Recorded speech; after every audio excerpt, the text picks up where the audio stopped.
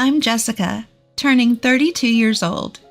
I've been married to my husband Ronald for 4 years now, and we're currently living with my in-laws. They run a restaurant, and while Ronald works outside, I quit my job to help my in-laws with their business on a daily basis. In fact, it feels like I'm the one running the show most of the time. I'm involved in everything from securing ingredients in the early morning to doing the prep work and serving customers. Working late into the night, my fatigue started to accumulate. But my in-laws never let me rest, and I'm out working almost every day.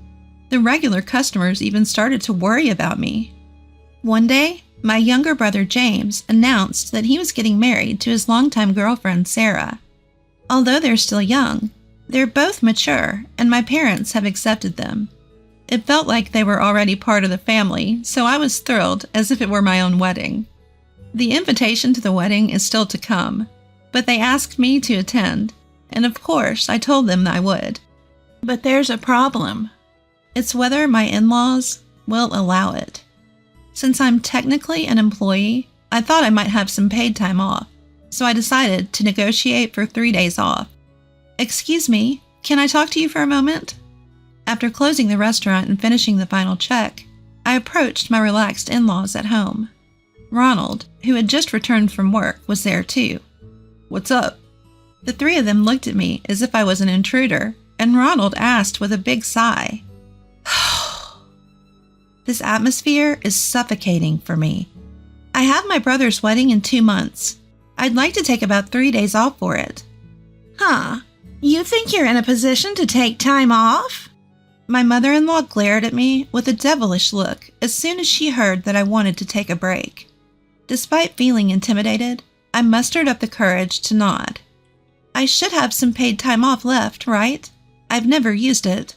I'd like to use it. So you want to take time off and still get paid? But if I don't, you wouldn't let me take my regular days off if I took time off this month, right? How cheeky. Let her take time off. It's not a big deal. The already tense atmosphere seemed to get worse, but then Ronald, my husband, tried to calm my mother-in-law down. I was surprised that my husband took my side, and I looked at him with wide eyes. Then he was grinning at my mother-in-law. Perhaps sensing his mood, my mother-in-law also gave a wry smile, and then she easily agreed. I wasn't sure what was going on, but I was happy to get the time off and felt like jumping for joy on the spot. On the day before the wedding, I prepared to stay at my parents' house for 3 days and left early in the morning. My in-laws and husband were still asleep, so I just left a note saying I was leaving. Then I drove to my parents' house. It's not too far from my in-laws' house to my parents' house. It's about an hour's drive. I was excited to see my parents, whom I hadn't seen in about 4 years. I'm home! Having left my in-laws' house early in the morning, I arrived at my parents' home earlier than planned. Even though I knew my parents would be awake, I tried to enter the house as quietly as possible. As soon as I stepped inside, the faint smell of breakfast tickled my nose. Oh, you're early! My mother popped her head out from the living room, spotted me, and immediately rushed over. Yeah, I left there early. I left my suitcase by the entrance, took off my shoes, and stepped further into the house. My mother, clearly delighted, took my hand and led me to the living room. Seeing her face filled me with a warm feeling of truly being home. Upon entering the living room, I found my father already awake, and my younger brother James, sitting at the dining table. As soon as they confirmed my return, both of their faces lit up with joy. After all, it had been 4 years. I was overjoyed to see my family again. After that, the 4 of us gathered around the table and had a long chat. James talked about his girlfriend, what kind of wedding they were planning. Seeing James' love-struck expression while he talked about her made me feel warm inside. I was asked about my in-laws' house, but I felt that it wasn't a happy topic to discuss at such a joyful time, so I deliberately chose not to share anything with my family. The following day, the wedding ceremony took place. James's bride was stunningly beautiful, and the ceremony was so lovely that I was almost moved to tears. After successfully going through the whole day of the wedding ceremony and reception, we returned home. Despite the fun we had, we were quite tired and soon fell asleep. The next day, even though I was supposed to return to my in-laws' house, the joy of meeting my family after such a long time, and the desire to spend more time with my new sister-in-law, made me wish to stay one more day. I knew my in-laws and my husband Ronald wouldn't be okay with this. But it was a time of celebration, and I thought they might let it slide just for one more day. So with the thought of enjoying more family time, I decided to take a chance and call my mother-in-law. To be honest, I was scared. I didn't know what she would say or if she would even agree. I distanced myself from my family to make the call, and for a moment, I just stared at the phone, but eventually I dialed her number. After a few rings, I heard my mother-in-law's voice. Hello? When are you planning on coming back? You better come back soon. The first thing I heard was a clearly irritated voice. Could I stay at my parents' house for just one more day? Despite feeling uncomfortable with my mother-in-law's words, I timidly asked her. My mother-in-law sighed heavily after hearing my words and went silent for a while. That silence felt unbearably long to me. Just as I was thinking that it was impossible and I should start preparing to return, I heard a snicker from my mother-in-law over the phone. You really only think about yourself, don't you? You don't have to come back ever again. What? I was speechless at her unexpected words. Then my mother-in-law, still laughing, said, Why don't you just divorce Ronald? We don't need a useless daughter-in-law like you. And it seems like Ronald doesn't need you anymore either. What does that mean? I asked my mother-in-law, unable to understand what she was saying. Laughing, she told me to figure it out myself and hung up the phone. I wondered if she really meant what she said, and as I looked at my disconnected phone, I decided to contact my husband, Ronald. Hello, what's up? Judging from Ronald's voice, it seemed nothing unusual had happened. I'm sorry for interrupting your work. I just called your mom and asked if I could stay at my parents' house for one more day. What did my mom say? She said I don't have to come back, and she also said we should get a divorce. She said you don't need me anymore. I told Ronald honestly what his mother had said when he asked me. I couldn't believe he would think such a thing. I thought his mother must have said those words lightly out of irritation because I wasn't coming back. However, Ronald fell silent for a while after I spoke and then sighed heavily. Well, I didn't want to have to say this, but I want to break up with you, Jessica. What? His unexpected words left me in shock, as if time had stopped. We've been married for 4 years, and it's not like I hadn't felt that our love was gone, but I had put up with Ronald's parents to preserve our life together. Why? I asked, trying to hide my agitation, to know why he felt that way. My hand was trembling, and my heart was pounding. Depending on his reasons, it might be possible to fix things. If there was something wrong with me, I could change. Even if the love was gone, I still wanted to be with Ronald. I prayed from the bottom of my heart that Ronald's words would be something we could fix. The thing is, there's someone else I like. Oh, it's over. Anyone would know that hearing the word someone else from Ronald meant our relationship couldn't continue. Well, that's it then. Ronald hung up before I could respond. I stood still, unable to do anything, not even cry. What's wrong? After what seemed like a long time, my mother came over with a worried look on her face. When I looked at her, I saw my father peering in from a little behind her. No, it's nothing. The divorce wasn't final, and I didn't think it was appropriate to discuss it on such a happy day, so I tried to put on a smile so my parents wouldn't suspect anything. My mother seemed to sense something was off, but she didn't say anything more. After that, I spent a fun time not thinking about what my mother-in-law or Ronald had said, partly because my brother and his wife had come over. Rather, it felt like I was forcefully putting on a happy facade. My parents, my brother, and his wife all went out, laughed a lot, and talked a lot. I might have been desperately clinging to everyone, not wanting to be alone. My brother and his wife seemed to suspect something was up. Jessica, are you going back tomorrow? We all went to a cafe, and while our parents were ordering, my brother and his wife and I sat at a table. Well, I honestly didn't know if I could go back. That's why I couldn't answer right away. Are you okay? You seem to be faking your cheerfulness today.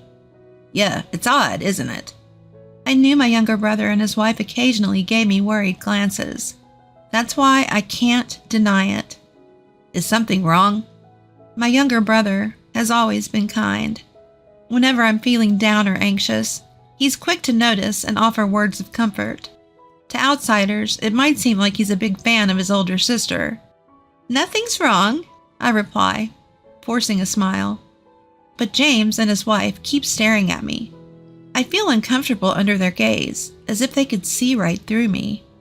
What's with the staring contest? At that moment, our parents return to the table with drinks.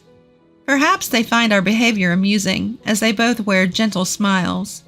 Taking this as a cue, James and his wife break their gaze from me, assuring our mother that everything's fine, and the conversation picks up again on a different topic.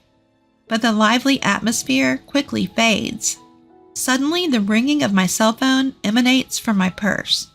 I pull out my phone, and there on the screen is the name of my mother-in-law. When I don't answer right away, everyone falls silent and turns their attention to me. It's from my mother-in-law. I'll step outside for a bit.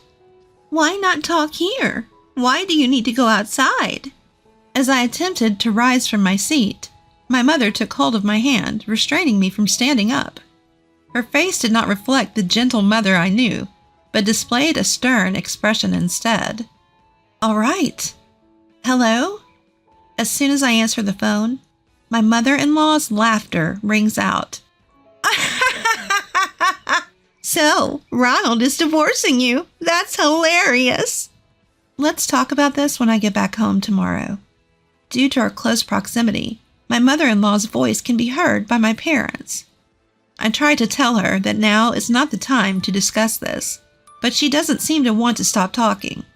Good riddance. You've been living your married life blissfully unaware that Ronald was cheating on you. You were never good enough for our family from the start.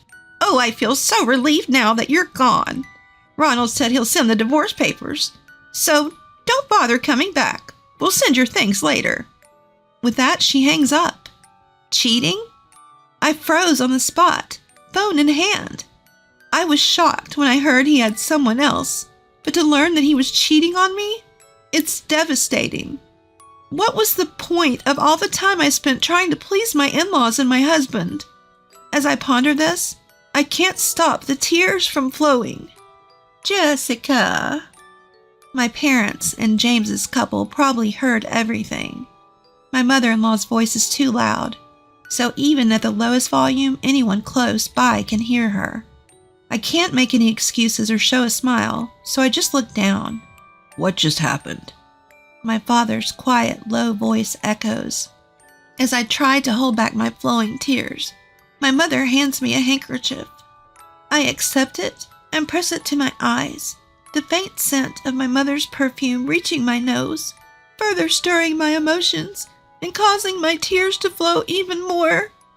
I thought I heard something about cheating. I can tell the atmosphere has instantly frozen over.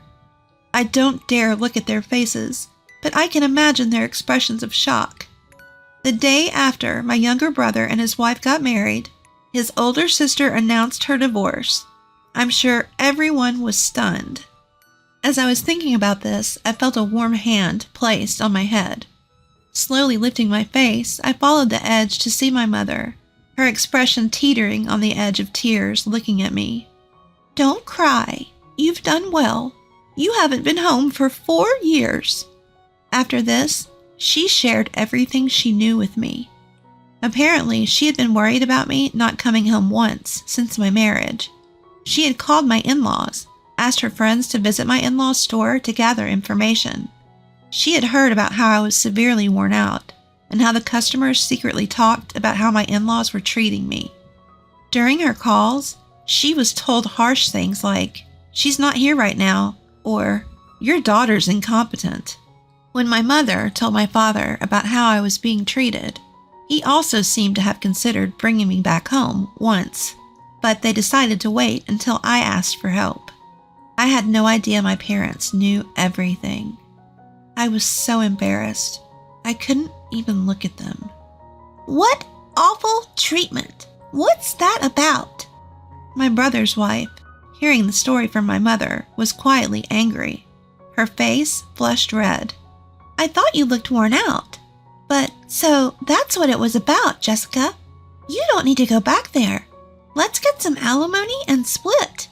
That's right. No more crying.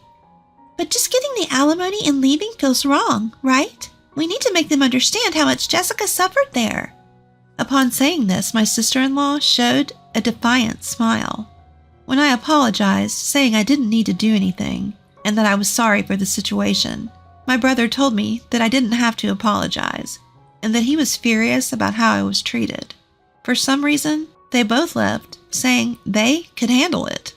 I stood there, dumbfounded by the whirlwind departure of James and his wife. My parents gave me a wry smile and warmly welcomed me to live at home. Several days later, an envelope addressed to me arrived from my in-laws. It contained divorce papers, already signed by my husband. Feeling a sense of sadness, I signed them and submitted them to the city hall the next day. With that, I became officially divorced and single, but an unexpected event occurred the following month. I was looking for a job near my parents' home, but was having difficulty finding one. As I was pondering what to do, my phone rang. The call was from my ex-husband, and when I answered, he seemed very angry. Hey, what the hell have you done? This was the first thing my ex-husband Ronald bellowed when I picked up the call. Before I could figure out what he meant, he shouted again. Since we got divorced, not a single customer has come to my parents' shop. Suppliers are saying they want to end their contracts. It's your fault. My parents are struggling because of you. I had no clue what he was talking about. I couldn't think of anything I had done to cause this. What are you talking about? I haven't done anything. Don't lie. Who else could it be but you? No matter how hard I insisted it wasn't me, he wouldn't listen. He even said, if we couldn't resolve this over the phone, he was going to come over with his parents. I pleaded with him not to come, but he told me to prepare myself and hung up. I rushed to my mother and explained the situation. She seemed calm and started making a call. I was getting frustrated at her nonchalance, not knowing what to do. It was just my mother and me at home. I couldn't bear the thought of something happening to her. I had to protect her. I went to the kitchen to look for something that could be used as a weapon, but my mother stopped me. It's all right, she said, and suggested we calmly wait for Ronald and his parents as she started preparing tea. A few hours later, Ronald and his parents arrived at our house. All three of them were quite angry, glaring at me with intensity. Don't mess around. Without a greeting, my ex-husband Ronald tried to lunge at me, but my father-in-law held him back. I apologize for our sudden visit. My father-in-law gave a polite nod to my mother. In response, she smiled warmly and invited them into the living room. I was terrified to let those people into our home, but I felt like I had no choice but to trust my mother. She served tea to everyone, and despite their continued glares, she asked my in-laws and Ronald to wait a little longer. A silence fell over the five of us. What felt like hours were probably only a few minutes. Not knowing what my mother was thinking made me anxious. Just then, the sound of the intercom echoed through the house, and before my mother could answer, the front door opened and someone walked in. When I turned to look, the door swung open with force, and there stood my younger brother and his wife, both with stern expressions. Ronald and my in-laws were taken aback by their sudden appearance, completely clueless about what was going to happen. I was just as confused, not knowing what to expect. Sorry to keep you waiting. My brother, wearing a suit, took a deep breath and sat next to me, followed by his wife. What's this?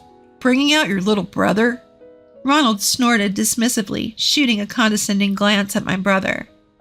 My mother informed me of your visit, so I hurriedly prepared for this. You wouldn't believe how long I've been waiting for this moment." With that, my brother placed an envelope on the table and started pulling out several documents, among which were some photographs. Curious, I peered over and saw the topmost paper labeled Investigation Report. "Ronald, you've been having an affair, haven't you?" At my brother's words, Ronald's eyes widened in shock. But my brother didn't stop there. He had apparently gathered evidence of Ronald's infidelity. "We have all the proof we need. We've also obtained testimony from the woman you cheated with. Therefore, on the grounds of adultery, we will be seeking damages." At my brother's words, everyone but my mother and my brother's wife, including me, wore surprised expressions. "What are you talking about? We're already divorced. Aren't you aware? Even after a divorce, if evidence of adultery committed during the marriage is found, damages can be claimed." With a smirk, my brother left Ronald speechless. "Enough of this. We're here to discuss what this woman has done. She's disrupting our business. She must have spread false rumors to our clients."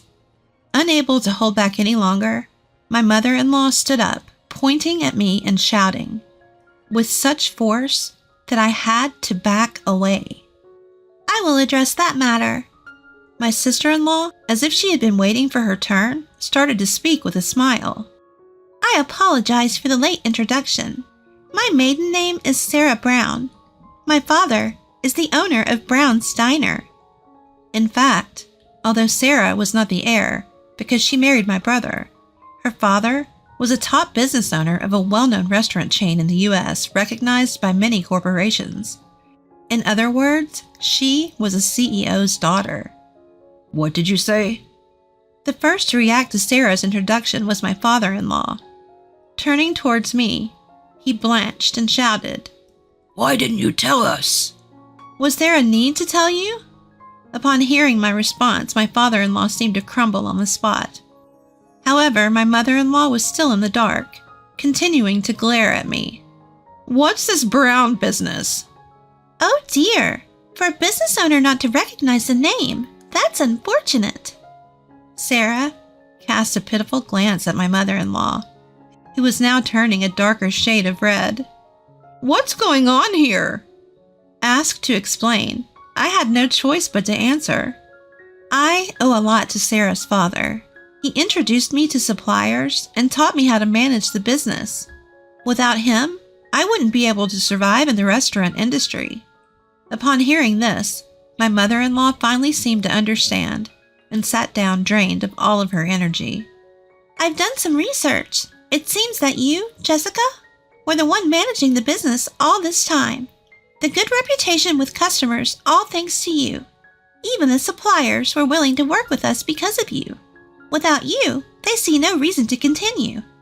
Sarah continued to speak, grinning from ear to ear. According to her, just days after I stopped coming in, our regular customers said there was no point in coming if I wasn't there, and they stopped showing up. The same went for the suppliers. They had been willing to work with us because I was there, but they didn't want to deal with my in-laws' restaurant without me, and so they withdrew. Sarah's father found out about all this, and with Sarah's appeal, decided not to help anymore. In other words, my in-laws' restaurant was abandoned by everyone, customer and industry peers alike. "If only you had appreciated Jessica, none of this would have happened." Sarah's face was full of joy as she chuckled to herself. I shuddered at the thought of what happens when you anger Sarah. My in-laws were speechless, but my ex-husband wasn't ready to give up. He continued to shake as he looked over the documents and then threw them on the floor and turned to me. "This is all your fault," he shouted, attempting to strike me, but my brother stepped in. "Are you still not done?" To my ex-husband, who had clearly lost his mind, my brother had a stern look on his face as he calmly said, "I won't forgive you for cheating and treating my sister so poorly." With that, my ex-husband laughed derisively. "What can you do? Have you forgotten? I was your brother-in-law, even if only for a short time." With that, my brother took out a business card he had hidden in his breast pocket and showed it to my ex-husband. The card indicated that my brother was a lawyer. He was affiliated with a well-known law firm, usually dealing with criminal cases, but occasionally he would represent people troubled by issues like infidelity. Seeing the card, my ex-husband realized he had lost and quietly sat down. "I think we're done here. Please leave." My mother spoke to my exhausted in-laws and ex-husband, standing them up and ushering them out of the house. Then she said to me, "Well done." Later, I found out from a friendly local restaurant owner, who had been kind to me during my marriage to my ex-husband, that my in-laws were unable to continue running their restaurant and had to shut down almost immediately. My ex-husband had been exposed for his infidelity at work. His reputation had fallen, and he had been forced to resign in disgrace. They moved away after that, so I don't know the full details, but they said it's likely going to be a tough life from now on. I was able to receive alimony from both my ex-husband and his affair partner, which I gave to James and my parents as a token of my gratitude. At first, they refused, but when I insisted, saying it's all I could offer, they reluctantly accepted. After that, I was able to find a job and have been spending happy times living with my parents. I owe it all to my family. I am truly grateful. I don't know how long it will take, but I plan to return the favor to my parents, James, and his wife in due time.